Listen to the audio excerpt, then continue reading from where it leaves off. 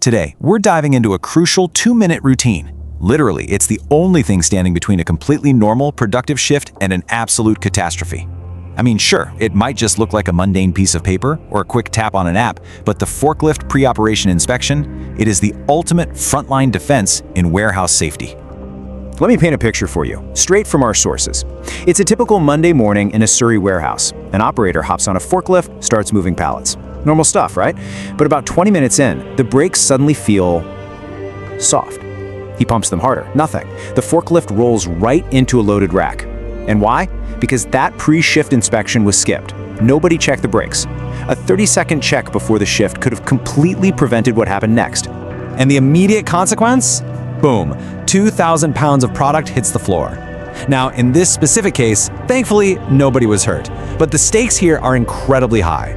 We're talking about massive, heavy machines moving huge loads in super tight spaces, often surrounded by pedestrians.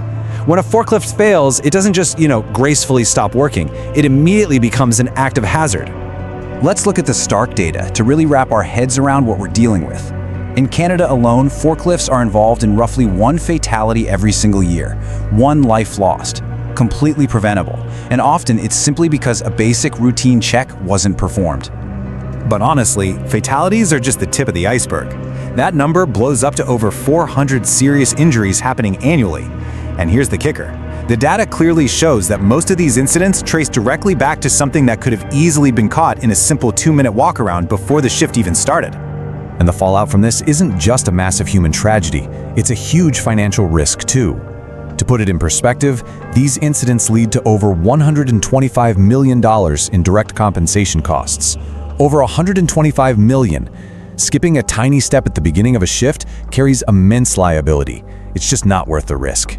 So to get a handle on this, here's our roadmap for today. First, the hook and the stakes. Second, part 1, which is the visual walkaround with the key off. Third, part 2, the operational testing with the key on.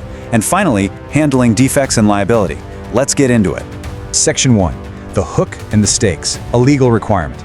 First things first, we absolutely need to set the legal stage here. Regulations from OSHA and WorkSafeBC are completely unambiguous. Before mobile equipment is first operated on a shift, the operator must inspect it. Guys, it's not a polite suggestion for management, it is the law. This inspection is a fundamental, legally binding requirement of the job. Now, the inspection itself is brilliantly broken down into a core dichotomy.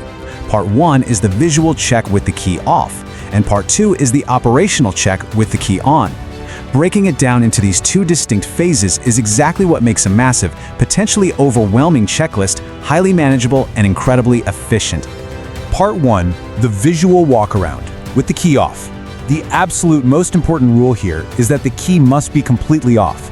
You're looking for obvious physical damage, fluid leaks, and structural issues before that engine ever turns over. A highly recommended best practice technique from our sources is called the once walkaround.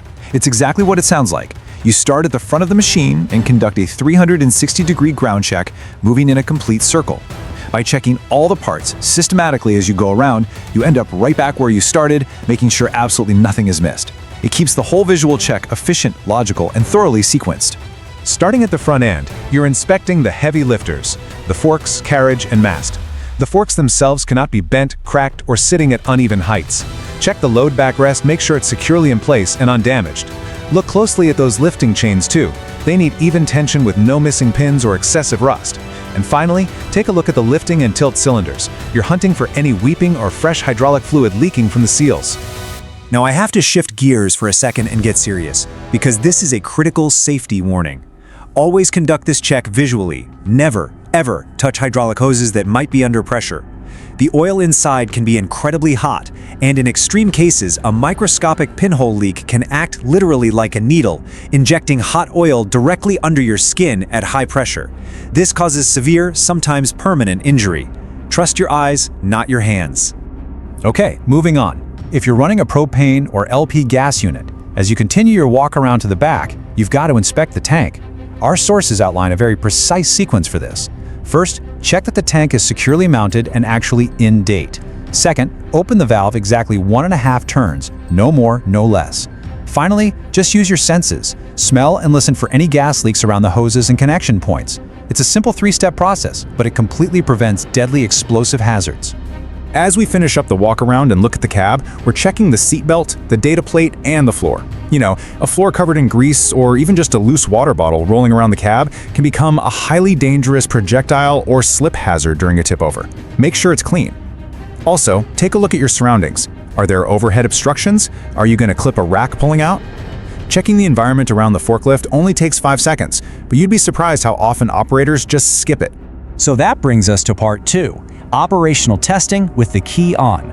Visual check done, the operator uses a safe 3-point entry, sits down, buckles up, and fires up the engine. This is where we test all the moving systems that keep the operator and everyone else safe. We start with the single most important operational system of all, the brakes. You need to test 3 specific things here. First, the foot brake. The pedal has to hold firm and the forklift should stop smoothly without pulling to one side. Second, the parking brake. It needs to hold the machine against slight acceleration. And third, if your unit has a deadman seat brake, it absolutely must engage immediately the second you lift off the seat. Let me be crystal clear here. If any of these 3 brake tests fail or even just feel a little soft, that forklift does not move. You shut it down. Next up, you want to exercise the machine's functions. Lift the forks to their maximum height and lower them completely, making sure it operates smoothly without any jumping. Tilt the mast all the way forward and all the way back. And while you're doing this, really listen for any unusual grinding sounds. Then, test the warning devices. Honk the horn. It must be loud enough to actually cut through the heavy noise of your specific working environment. Test the backup alarm, check the lights, and verify that all the dash warning lights and gauges are functioning exactly as they should. Throughout this entire operational phase, our sources suggest a fantastic guiding principle. Just stop and ask yourself, does everything feel right, sound right, and smell right? You know your machine. If something feels off, grinds strangely, or smells like burning oil, trust your senses. That is your undeniable cue to stop and investigate. Section 4. Handling defects and liability. Which brings us to the final piece of the puzzle here. What actually happens when you find something wrong? Say you spot a loose lifting chain, a frayed hydraulic hose, or a puddle of brake fluid during these checks. What's the protocol? Well, the protocol is simple and completely non-negotiable. Do not operate that forklift. You must tag it out according to your employer's lockout-tagout procedures and report the defect to your supervisor immediately. Whether you're using a paper trail or an inspection app, regulators like WorkSafeBC require your employer to keep a record of every single reported defect for at least 2 years. That machine is to be entirely removed from service until a qualified mechanic can repair it. And here is where personal accountability comes into play. And frankly, it's the part that operators frequently get wrong. Skipping a 2-minute check isn't just cutting a corner to save time. It directly transfers the legal and physical liability right onto the driver. If you skip the checklist and that forklift fails mid-shift and someone gets hurt, the operator who skipped the inspection owns that liability. We're going to end on this really powerful reframing thought. Operators so often think that stopping to report a defect means delaying the job or causing a massive headache for management. It doesn't. Reporting a defect means protecting the job. It means protecting your coworkers, protecting the product, and ultimately protecting your own livelihood. It's a 2-minute routine that stands between safety and disaster. So I leave you with this. Are you really willing to risk it all just to save 120 seconds?